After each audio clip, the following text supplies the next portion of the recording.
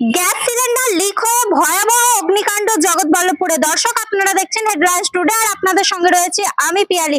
সরাসরি আপনাদের সেই ছবি দেখানোর চেষ্টা করব। এই মুহূর্তে যে চিত্রটা আপনারা দেখছেন, এটা হাওড়ার জগৎবল্লভপুরের পাতিহাল যদুপুর এলাকায়। যেটা জানা যাচ্ছে, এই বাড়িতেই আজ এক ব্যক্তি এই গ্যাসের মধ্যে রান্না করার সময় হঠাৎই ওই গ্যাস সিলিন্ডারের মধ্যে আগুন জ্বলতে শুরু করে এবং মুহূর্তের মধ্যেই পুরো বাড়িতে আগুন ছড়িয়ে পড়ে এবং স্থানীয় মানুষজন মুহূর্তের মধ্যেই ঘটনাস্থলে ছুটে আসেন, তড়িঘড়ি ওই আগুন নেভানোর চেষ্টা করে। এছাড়াও জগৎবল্লভপুর থানায় ও দমকলে খবর দেন।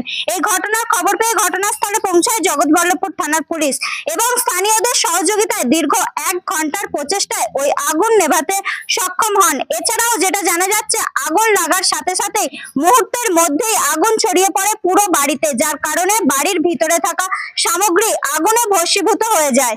এছাড়াও এই ঘটনার খবর পেয়ে ঘটনাস্থলে পৌঁছায় জগৎবল্লভপুর থানার ভারপ্রাপ্ত আধিকারিক। ইতিমধ্যে গোটা ঘটনাটি খতিয়ে দেখছেন।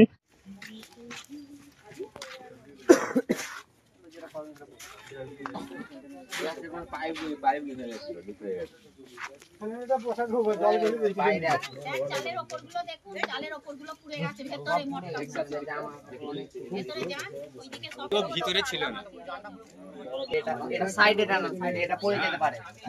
মেইন প্রবলেম ছিল কি সামনে বাড়িগুলোর জন্য, যদি বাস করে সিলিন্ডারটা বাস করে বাড়িগুলোর এটা করে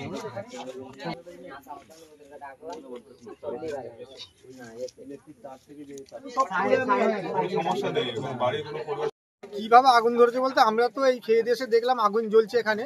আসার পরে আমরা স্থানীয় মানুষরা সবাই মিলে প্রচেষ্টায় করে আগুনটা নিয়ন্ত্রণে এনেছে। অনেকক্ষণ পরে, অনেকক্ষণ ধরে জ্বলছিল, দাদা করে সব মানে দেখলেন কি থেকে আগুন জ্বলছে? গ্যাস থেকে গ্যাস জ্বলছিল।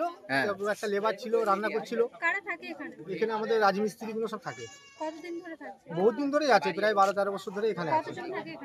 এখানে আছে 7-8-10 জন, 12 জন, যখন যেমন হয় থাকে। হ্যাঁ, গ্যাসে রান্না করছিল, জল আনতে গেছিল। তো জল আনতে যাওয়ার পরে এসে দেখছি আগুন লেগে গেছে। দেখা যাচ্ছে তো পুরো সবই পুড়ে গেছে। অনেকক্ষণ ধরেই চেষ্টার পরে তবে নিয়ন্ত্রণ আনা গেছে। ফায়ারকে ফোন করেছিলাম।